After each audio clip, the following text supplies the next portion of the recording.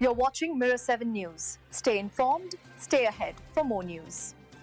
College football is finally back, and Week 1 did not disappoint. Fans were treated to a slate of heavyweight matchups, stunning upsets, and dramatic finishes that set the tone for what promises to be a thrilling season. The most anticipated game of the weekend came late Saturday night, when LSU faced off against Clemson in Death Valley. This clash between two top 10 teams was billed as a quarterback showdown, with LSU's Garrett Nussmeier and Clemson's Cade Klubnik both expected to shine. And while both QBs delivered strong moments, it was LSU's defense that stole the spotlight. After allowing 10 points in the first half, the Tigers locked down Clemson in the second, completely shutting them out.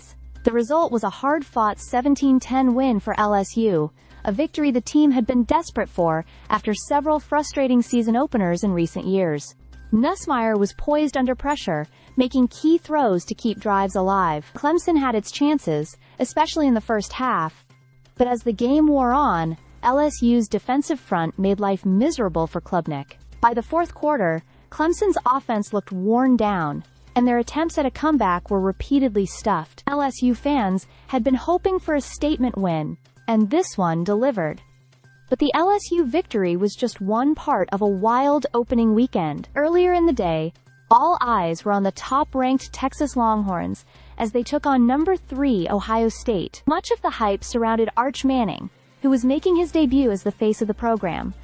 Unfortunately for Texas, the Buckeyes' defense made life miserable for him. Ohio State controlled the tempo, smothered Manning's passing attack, and held on for a gritty 14-7 win. Manning finally found some rhythm late, but it was too little, too late. The Longhorns, preseason number 1 for the first time in their history, were left stunned. If that wasn't enough drama, Alabama provided the day's biggest shock.